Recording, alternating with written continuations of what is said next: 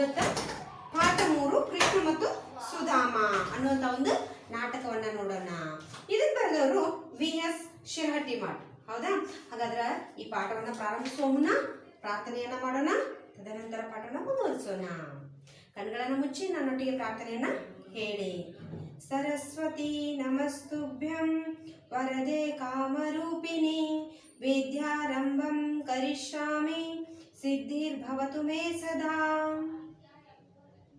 ನಿಧಾನವಾಗಿ ನಿಮ್ಮ ಕಣ್ಣುಗಳನ್ನು ತೆರೆದ ವಿದ್ಯಾರ್ಥಿಗಳೇ, ಅದೇ ರೀತಿಯಾಗಿ ನಿಮ್ಮ ಪಠ್ಯಪುಸ್ತಕವನ್ನು ಸಹ. ಹಾಗಾದ್ರೆ ಇಲ್ಲಿ ಬಂದಂತಹ ಪಾಠ 3 ಇದು ನಾಟಕ. ಕೃಷ್ಣ ಮತ್ತು ಸುಧಾಮ ಮತ್ತು ಸುಧಾಮ ಬಹಳ ಒಂದು ಪ್ರಾಣ ಸ್ನೇಹಿತರು. ನಾವು ಕ್ಲೋಸ್ ಫ್ರೆಂಡ್ ಅಂತ ಹೇಳ್ತೀವಲ್ಲ, ಬೆಸ್ಟ್ ಫ್ರೆಂಡ್, ಕ್ಲೋಸ್ ಫ್ರೆಂಡ್ ಅಂತ ಹೇಳ್ತೀವಲ್ಲ, ಕೃಷ್ಣ ಮತ್ತು ಸುಧಾಮ. ಈ ಒಂದು ಪಾಠವನ್ನು ಪ್ರಾರಂಭಿಸುವ ಮುನ್ನ ಈ ಒಂದು ನಾಟಕ ಬರೆದಂತಹ ಕೃತಿಕಾರರ ಬಗ್ಗೆ ನಾವೇನು ಮಾಡೋಣ, ಪರಿಚಯವನ್ನು ಮಾಡಿಕೊಳ್ಳೋಣ. ಕವಿ ಕೃತಿ ಪರಿಚಯ. ಕೃತಿ ಪರಿಚಯ. ಸರಿ, ಕವಿಗಳು ಯಾರು? ವಿ.ಎಸ್. ಶಿರಹಟ್ಟಿಮಠ್.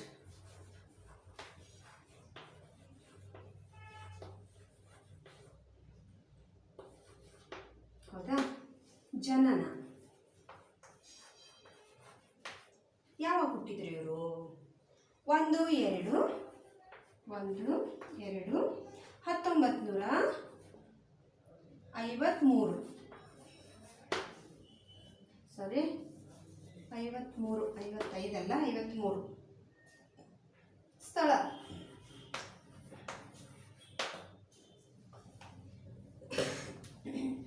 ಗದಗ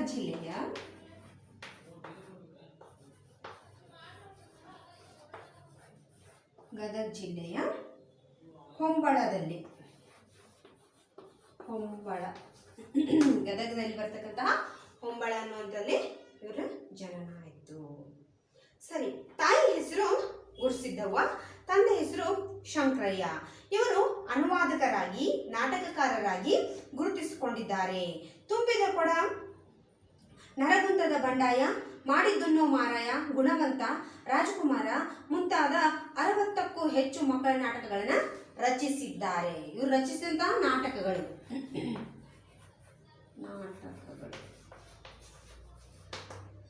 ಯಾವ್ಯಾವು? ತುಂಬಿದ ಕೊಡ,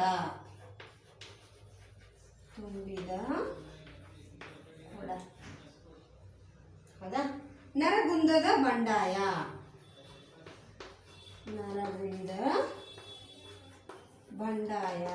ಬಂಡಾಯ ಅಂದ್ರೇನು? ಹೋರಾಟ.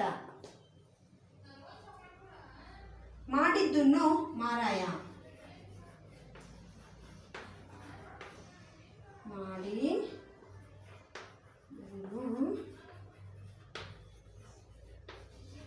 ಮಹಾರಾಯ.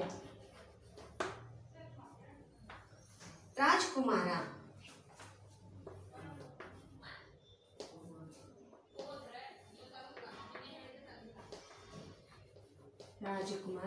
ಮುಂತಾದ 60ಕ್ಕೂ ಹೆಚ್ಚು ನಾಟಕಗಳನ್ನು ಬರೆದಿದ್ದಾರೆ.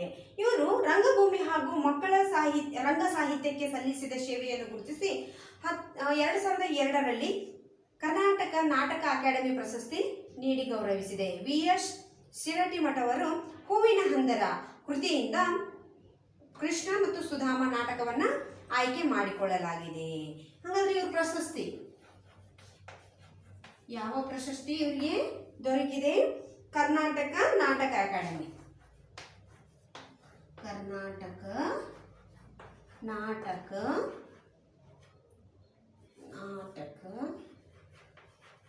ಅಕಾಡೆಮಿ.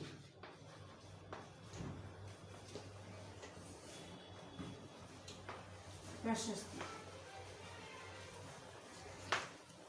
ಹೌದಾ?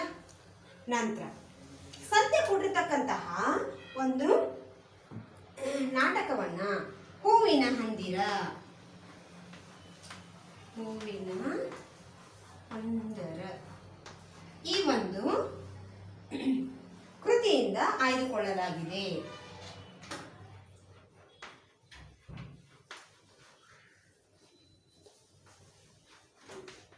ಪ್ರಸ್ತುತ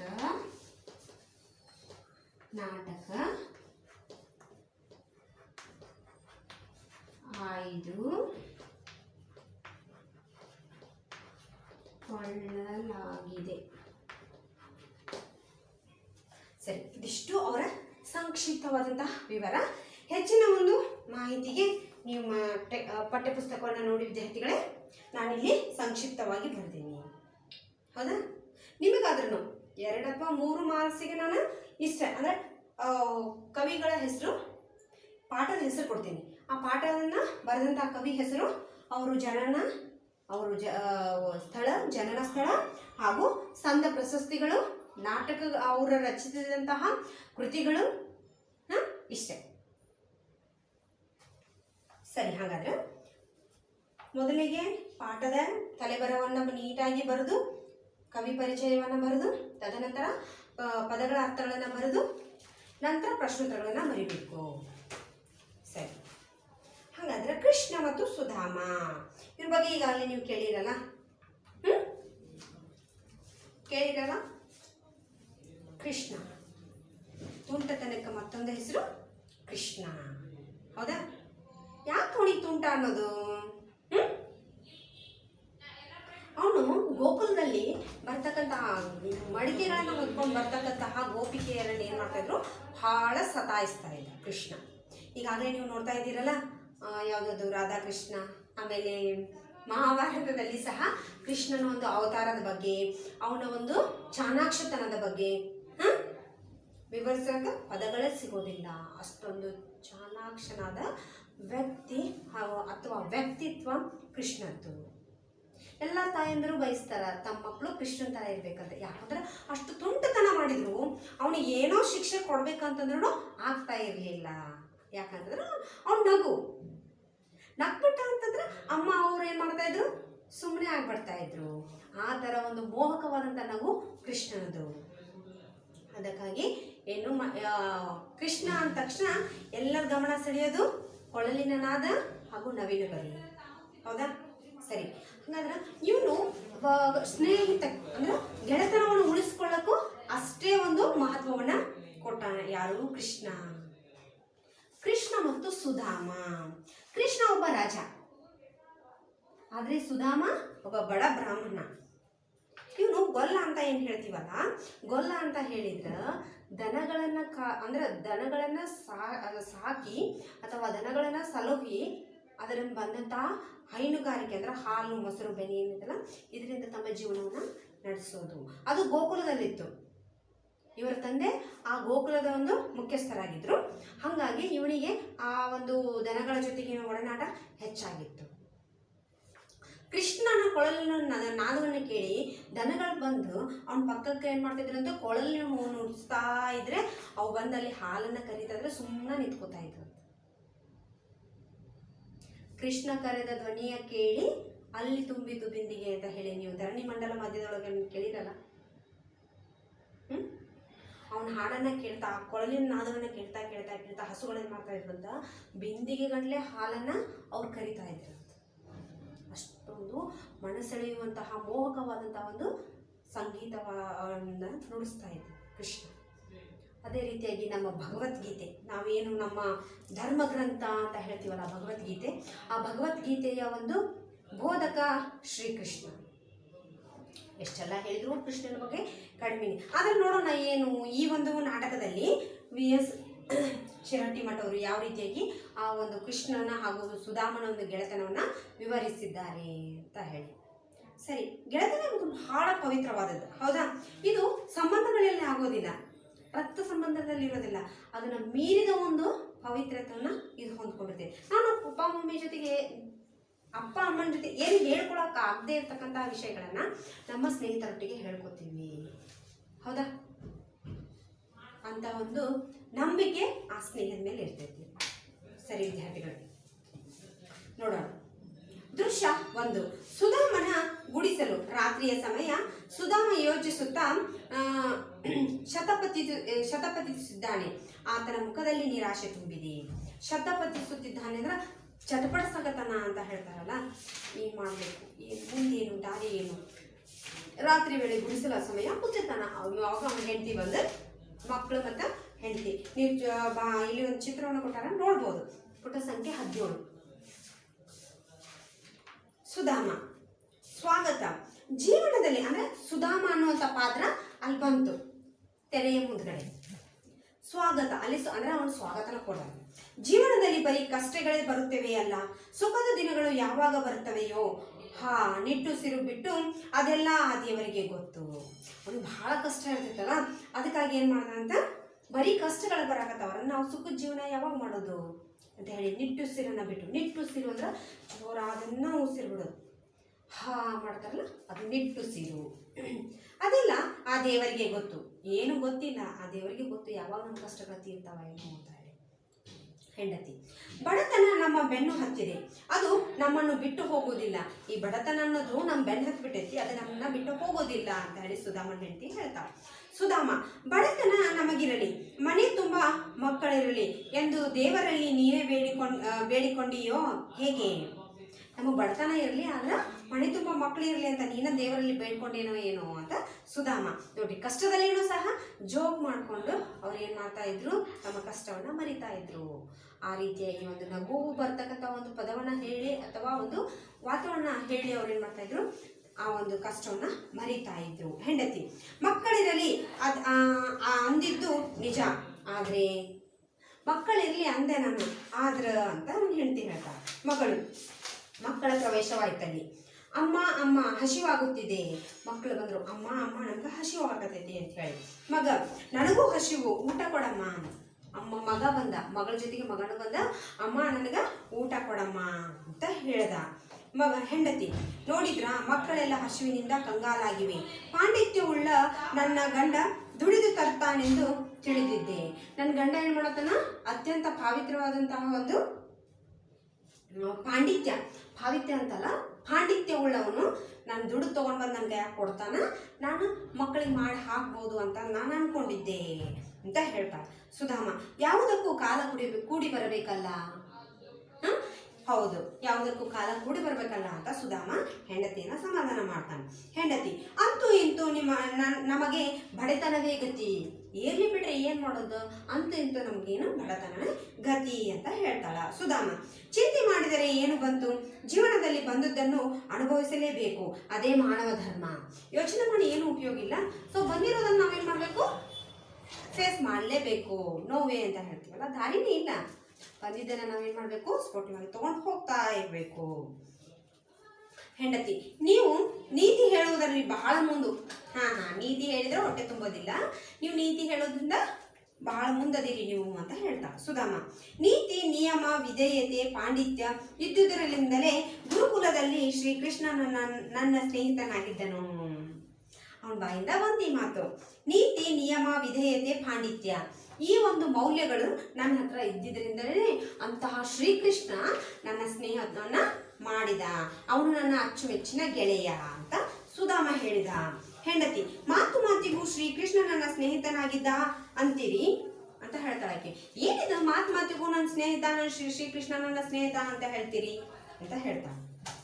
ಸುಧಾಮ ನಿಜಕ್ಕೂ ಆತ ನನ್ನ ಪರಮ ಮಿತ್ರನಾಗಿದ್ದ. ಗುರುಕುಲದಲ್ಲಿ ಒಟ್ಟಿಗೆ ವಿದ್ಯಾಭ್ಯಾಸ ಮಾಡಿದೆವು. ನಾನು ಅವನು ಒಟ್ಟಿಗೆ ವಿದ್ಯಾಭ್ಯಾಸ ಮಾಡಿದ್ವಿ ಗುರುಕುಲದಲ್ಲಿ ಅಂತ. ಹೆಂಡತಿ ಸತ್ಯ ಹೇಳುವಿರಾ, ಆ ಶ್ರೀಮಂತರಲ್ಲಿ ನೀವೆಲ್ಲಿ, ಯಾಕೆ ಸುಮ್ಮನೆ ಬಡಾಯಿ ಬಿಡ್ತೀರಾ? ಆ ಶ್ರೀಮಂತ ರಾಜ ಅವನೆಲ್ಲಿ, ನೀನೆಲ್ಲಿ, ಯಾಕೆ ಸುಳ್ಳು ಹೇಳ್ತೀರಿ ನೀವು? ನೋಡಿದವ್ರು ಯಾರು ನೀವು? ನಿಜವಾಗ್ಲೂ ಆ ರೀತಿ ಗೆಳೆಯರ, ನೀವು ಆಪ್ತ ಮಿತ್ರರ ಅಂತ ಅವನು ಹೆಂಡತಿ ಕೇಳ್ದ. ಅವನು ಹೇಳೋದನ್ನ ನಂಬ್ತಾ ಇರೋದಿಲ್ಲ. ಸುಧಾಮ ಯಾಕೆ ಸುಳ್ಳು ಹೇಳಲಿ, ನಾನು ಕೃಷ್ಣ ಸದಾ ನನ್ನ ಜೊತೆಯಲ್ಲಿಯೇ ಇರುತ್ತಿದ್ದ, ಒಟ್ಟಿಗೆ ಕಲಿತಿದ್ದೆವು. ನನ್ನನ್ನು ಕಂಡರೆ ಅವನಿಗೆ ಅಪಾರ ಪ್ರೀತಿ ಸ್ನೇಹ ಗೌರವ.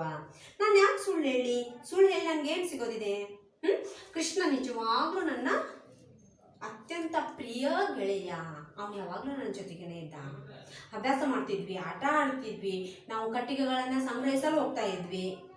ಭಿಕ್ಷೆ ಬೇಡಲು ಹೋಗ್ತಾ ಇದ್ವಿ. ಗುರುಕುಲದಲ್ಲಿ ಇರ್ತಕ್ಕಂಥ ಮಕ್ಕಳು ಗುರುಕುಲದಲ್ಲಿ ಎಲ್ಲ ಕೆಲಸವನ್ನ ಕಟ್ಟಿಗೆ ತರೋದು, ಆಮೇಲೆ ಹಣ್ಣುಗಳನ್ನ ತರೋದು, ಅಥವಾ ಮತ್ತೆ ಊರೊಳಗೆ ಹೋಗಿ ಭಿಕ್ಷೆಯನ್ನ ಬೇಡಿ ತಗೊಂಬಂದು ಕೊಡೋದು. ಯಾರಿಗೆ? ಗುರುಮಾತೆಗೆ. ಅವರು ಅಡಿಗೆ ಮಾಡಿ ಈ ಮಕ್ಕಳು ಕೊಡ್ತಾ ಇದ್ರು. ಈ ಎಲ್ಲ ಕೆಲಸವನ್ನ ಒಟ್ಟಿಗೆ ಮಾಡ್ತಾ ಇದ್ವಿ ಅಂತ ಹೇಳ್ತಾರ ಹೆಂಡತಿ. ಅಂತಹ ಶ್ರೀಮಂತ ಸ್ನೇಹಿತರಿದ್ದರು, ಇಲ್ಲಿವರೆಗೆ ನೀನು ಯಾಕೆ ಅವರ ಹತ್ತಿರ ಹೋಗಿ ಸಹಾಯ ಕೇಳಲಿಲ್ಲ? ನೋಡ್ರಿ, ಆ ಕಷ್ಟ ಅನ್ನೋದು ಅವಳಿಗೆ ಎಷ್ಟು ನೋವನ್ನ ತಂದಿತ್ತು ಅಂತ ಹೇಳಿದ್ರೆ, ನೀ ಇಷ್ಟು ಶ್ರೀಮಂತ ಗೆಳೆಯ ಅದಾನ ಅಂತ ಹೇಳ್ತೀನಿ, ನೀ ಹೋಗಿ ಯಾಕೆ ಸ್ನೇಹಿತನ ಸಹಾಯ ಕೇಳಲಿಲ್ಲ ಅಂತ ಕೇಳ್ತಾಳ ಸುಧಾಮ. ಕ್ಷಣ ಹೊತ್ತು ಮೌನ. ಅವಳಿಗೆ ಏನು ಹೇಳ್ಬೇಕು ಅವಳಿಗೆ ಉತ್ತರ ಅಂತ ಹೇಳಿ ಗೊತ್ತಾಗ್ಲೇ ಇಲ್ಲ. ಬಡವನಾದವ ದೊಡ್ಡವರ ಮನೆಗೆ ಸಹಾಯ ಕೇಳಲು ಹೋಗಬಾರದು. ಹೌದು, ಬಡವನಾನ ನಾನು ದೊಡ್ಡವರ ಮನೆಗೆ ಸಹಾಯ ಕೇಳಕ್ ಹೋಗೋದಿಲ್ಲ ಅಂತ ಹೇಳ್ತಾನೆ ಹೆಂಡತಿ. ಸ್ನೇಹಿತರೆದುರು ಎಂತಹ ಸ್ವಾಭಿಮಾನ, ದಯವಿಟ್ಟು ಹೋಗಿ ಅವರಲ್ಲಿ ಸಹಾಯ ಕೇಳಿ ಸುಧಾಮ. ಹೇಗೆ ಕೇಳುವುದು? ಆಕೆ ಹೇಳ್ತಾಳೆ, ಸ್ನೇಹಿತರು ನೀವೇ ಹೇಳಿದ್ರಿ ಆಪ್ತ ಮಿತ್ರ ಅಂತ ಹೇಳಿ. ಸ್ನೇಹಿತರೊಳಗೆ ಎಂತದ್ದು ಸ್ವಾಭಿಮಾನ ಇರಬಾರ್ದು. ಸ್ನೇಹಿತರ ಮಧ್ಯೆ ಸ್ವಾಭಿಮಾನ ಇತ್ತಂತಂದ್ರೆ ಸ್ನೇಹ ಬೆಳೆಯೋದಿಲ್ಲ. ಅದಕ್ಕಾಗಿ ಹೋಗಿ ಸಹಾಯ ಕೇಳಿ, ದಯವಿಟ್ಟು ಕೇಳಿ ಅಂತ ಹೇಳ್ತಾ. ಹೆಂಗ್ ಕೇಳ್ಬೇಕು ಅಂತ ಹೇಳಿ ಸುಧಾಮ ಯೋಚನೆ ಮಾಡಕತ್ತ. ಹೆಂಡತಿ, ಆತ್ಮೀಯ ಗೆಳೆಯ ಅನ್ನುತ್ತೀರಿ ಅಂದ ಮೇಲೆ ಅವರು ಸಹಾಯ ಮಾಡೇ ಮಾಡ್ತಾರೆ. ನೀವು ಹೋಗಿ ಹೇಳೋದಷ್ಟ ಆತ್ಮೀಯ ಗೆಳೆಯ ಅಂತ ಹೇಳ್ತಿರಲ್ಲ, ಅವ್ರು ಸಹಾಯ ಮಾಡೇ ಮಾಡ್ತಾರ ಅಂತ ಹೇಳಿ ಹೇಳ್ತಾಳ ಸುಧಾಮ. ಇಲ್ಲ ಅನ್ನಲಾರೆ, ಆದರೂ ಕೇಳುವುದಕ್ಕೆ ಸಂಕೋಚ. ಅವ ಇಲ್ಲ ಅನ್ನೋದಿಲ್ಲ, ಅವ ಇಲ್ಲ ಅಂತ ಅನ್ಲಾರ, ಆದ್ರೆ ನನಗೆ ಕೇಳಕ ಸಂಕೋಚ ಆಗ್ತೈತಿ. ಗೆಳೆಯನ ಮುಂದೆ ಹೋಗಿ ನನ್ನ ಬಡತನವನ್ನು ಹೇಳ್ಕೊಳಕ ಏನಾಗ್ತೈತಿ, ನನಗೆ ಸಂಕೋಚ ಆಗ್ತೈತಿ. ಸಂಕೋಚ ಅಂದ್ರೆ ನಾಚಿಕೆ ಆಗ್ತೈತಿ. ಹೆಂಡತಿ, ಸಂಕೋಚ ಬೇಡರಿ, ಹಸಿದಿರುವ ಮಕ್ಕಳಿಗೋಸ್ಕರವಾದರೂ ಹೋಗಿ ಕೇಳಿ. ನಾನು ನಿಮ್ಗೆ ಏನು ಕೊಡು ಅಂತ ಹೇಳ್ತಿಲ್ಲ, ಇದ್ಬೇಕಂತ ಕೇಳ್ತಿಲ್ಲ. ಮಕ್ಕಳಿಗೆ ನಾವು ಸರಿಯಾಗಿ 2 ಹೊತ್ತು ಊಟ ಕೊಡಬೇಕು, ಮಕ್ಕಳಿಗೋಸ್ಕರ ಕೇಳಿ ಅಂತ ಆಕೆ ಏನ್ ಮಾಡ್ತಾಳ, ಮತ್ತ ಸುಧಾಮನನ್ನ ಕೇಳ್ಕೊತಾಳ. ಸುಧಾಮ, ಆಗಲಿ ಹೋಗುತ್ತೇನೆ, ಆದರೆ ಗೆಳೆಯನನ್ನು ನೋಡಲು ಬರಿಗೆಯಲ್ಲಿ ಹೋಗಲ್ಲ. ಮನೆಯಲ್ಲಿ ಏನೂ ಇಲ್ಲ, ಆದ್ರೆ ಗೆಳೆಯನನ್ನು ನೋಡಲು ಹಂಗ ಹೋಗ್ಲಾ? ಮತ್ತ ಪ್ರಶ್ನೆ ಹಾಕ್ತಾನ ಹೆಂಡತಿಗೆ. ಹೆಂಡತಿ, ನಿನ್ನೆ ತಂದ ಅವಲಕ್ಕಿಯಲ್ಲಿ ಸ್ವಲ್ಪವೇ ಉಳಿದಿದೆ. ಮಕ್ಕಳ ಉಪಹಾರಕ್ಕೆ ಏನೇನೂ ಸಾಲದು, ಅದನ್ನೇ ಕಟ್ಟಿಕೊಡಲೇ. ನೀವು ನಿನ್ನೆ ತಗೊಂಡ್ಬಂದಿದ್ರಲ್ಲ ಅವಲಕ್ಕಿ, ಅದರೊಳಗೆ ಸ್ವಲ್ಪ ಉಳಿದವ. ಮಕ್ಕಳ ಉಪಹಾರಕ್ಕೆ ಏನೇನೂ ಇಲ್ಲ, ಅವಷ್ಟು ಬಿಟ್ರೆ ಏನೇನೂ ಇಲ್ಲ, ಅವನ್ನ ಕಟ್ಟಿಕೊಡ್ಲೇನ ಅಂತ ಕೇಳ್ತಾಳ. ಮಗ, ಹಸಿವು ಅದನ್ನಾದರೂ ನಮಗೆ ಕೊಡಮ್ಮ. ಅದನ್ನೇ ಕೊಡ್ತೀನಿ, ನನಗೆ ಕೊಡಮ್ಮ, ನನ್ಗೆ ಹಸಿವಾಗತ್ತಿದ್ವಿ ಅಂತಾಳೆ. ಮಗ ಆ ಹಸಿವಿನಿಂದ ಏನ್ ಮಾಡತ್ತ, ತಾಯಿನ ಗೋಗರಾಗತ್ತ. ಹೆಂಡತಿ, ತುಸು ತಡ್ಕೋ ಕಂದ, ದೇವರ ದಯೆಯಿಂದ ಈ ಅವಲಕ್ಕಿಯೇ ಬಂಗಾರವಾದಿತು. ಒಂದ್ ಸ್ವಲ್ಪ ತಡಿಯಪ್ಪು, ಈ ಅವಲಕ್ಕಿ ಆ ದೇವರ ದಯೆಯಿಂದ ಈ ಅವಲಕ್ಕಿನೇ ಬಂಗಾರ ಆಗ್ಬಹುದು ನಮಗ ಅಂತೇಳಿ ಮಗುವನ್ನ ಸಮಾಧಾನ ಮಾಡಿ ಆ ಅವಲಕ್ಕಿಯನ್ನ ಕೃಷ್ಣನಿಗೆ ಕೊಡಲು ಕೊಟ್ಟು ಕಳಿಸ್ತಾರ. ಯಾರು? ಸುಧಾಮನ ಹೆಂಡತಿ.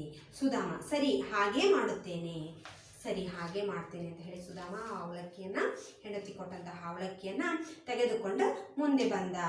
ಆವಾಗ ಇಲ್ಲಿವರೆಗೂ ಒಂದು ದೃಶ್ಯ ಮುಗಿಯಿತು. ಎರಡನೆಯ ದೃಶ್ಯ 2. ಕೃಷ್ಣನ ಅರಮನೆ. ಕಾವಲುಗಾರ ಸುಧಾಮನನ್ನು ಅರಮನೆಯೊಳಗೆ ಬಿಡದೆ ಬಾಗಿಲಲ್ಲಿ ನಿಲ್ಲಿಸಿದನು. ಕೃಷ್ಣ ಆಕಸ್ಮಿಕವಾಗಿ ಹೊರಗೆ ಬರುವನು, ಸುಧಾಮನನ್ನು ನೋಡುವನು. ಏನ್ ಮಾಡ್ತಾನ, ಈಗ ಎರಡನೇ ಒಂದು ಪಾತ್ರ ಯಾವುದು ಅಂತ ಹೇಳಿದ್ರೆ, ಕೃಷ್ಣನ ಒಂದು ಅರಮನೆಯಂತ ಒಂದು ದೃಶ್ಯ. ಅಲ್ಲಿ ಕಾವಲುಗಾರರಿದ್ರು. ಸುಧಾಮನನ್ನ ಅವನ ಧರಿಸಿದಂತ ಬಟ್ಟೆಯನ್ನ ನೋಡಿ ಅವನು ಏನ್ ಮಾಡ್ತಾನ, ಅವನನ್ನ ಒಳಗಡೆ ಬಿಡೋದೇ ಇಲ್ಲ. ಹರಿದಿರ್ತಕ್ಕಂತಹ ಒಂದು ದೋತಿ ಅವನ್ನೆಲ್ಲ, ಅವನ ಜುಟ್ಟು, ಅವನ ಆಕಾರವನ್ನು ನೋಡಿದಾಗ, ಅವನ ವೇಷಭೂಷಣಗಳನ್ನು ನೋಡಿದಾಗ ಆ ಒಂದು ಕಾವಲುಗಾರರು ಏನ್ ಮಾಡಿದ್ರು, ಅವನ ಒಳಗಡೆ ಬಿಡೋದೇನೇ ಇಲ್ಲ. ಆದ್ರ ಕೃಷ್ಣ ಆಕಸ್ಮಿಕವಾಗಿ ಅಂತಂದ್ರ ಅನ್ಕೊಂಡಿರಂಗೇನೆ ಇಲ್ಲ, ಹೊರಗಡೆ ಬರ್ತಾನ. ಹೊರಗಡೆ ಬಂದು ಸುಧಾಮನನ್ನ ನೋಡ್ತಾನ. ಈ ಸುಧಾಮನನ್ನ ನೋಡ್ತಾನಲ್ಲ, ಅವಾಗ ಕೃಷ್ಣ ಏನ್ ಮಾಡ್ತಾನ ಸುಧಾಮನನ್ನ ನೋಡಿ ಅನ್ನೋದನ್ನ ನಾವು ಮುಂದಿನ ಒಂದು ತರಗತಿಯಲ್ಲಿ ನೋಡೋಣ ವಿದ್ಯಾರ್ಥಿಗಳೇ. ಹೌದಾ? ಈ ಒಂದು ಪಾಠವನ್ನ ಓದಿ ಬಂದಿರತಕ್ಕಂತಹ ಪದಗಳನ್ನ, ಯಾವುದೇ ಪದ ನಿಮ್ಗೆ ಅರ್ಥ ಆಗ್ಲಿಲ್ಲ ಅಂತ ಹೇಳಿದ್ರೆ ಅವುಗಳನ್ನ ಗುರ್ತು ಹಾಕೋರಿ. ಗುರ್ತು ಹಾಕಿ ಕನ್ನಡ ನಿಘಂಟು ಡಿಕ್ಷನರಿ ಅಂತ ಹೇಳ್ತೀವಲ್ಲ, ಅದರ ಸಹಾಯದಿಂದ, ಅಥವಾ ನಿಮ್ಗೆ ಅದು ಗೊತ್ತಾಗ್ಲಿಲ್ಲ ಅಂತಂದ್ರೆ ವಾಟ್ಸಪ್ಗೆ ಅದನ್ನ ಸೆಂಡ್ ಮಾಡಿ. ನಿಮ್ಗೆ ಯಾವ ಪದಗಳು ಅರ್ಥ ಆಗೋದಿಲ್ಲ ಅವುಗಳ ಅರ್ಥಗಳನ್ನು ನಾನು ಬರೆದು ಕಳಿಸ್ತೀನಿ ವಿದ್ಯಾರ್ಥಿಗಳಿಗೆ. ಅದರ ಓದೋ ಹವ್ಯಾಸವನ್ನ ಬಿಡಕೂಡದು. ಸರಿ. ಮುಂದಿನ ತರಗತಿಯಲ್ಲಿ ಸಿಗೋಣ. ಅಲ್ಲಿವರೆಗೆ ಕೃಷ್ಣ ಮತ್ತು ಸುಧಾಮ ಪಾಠವನ್ನು ಓದ್ತಾ ಇರಿ. ಶುಭ ದಿನ.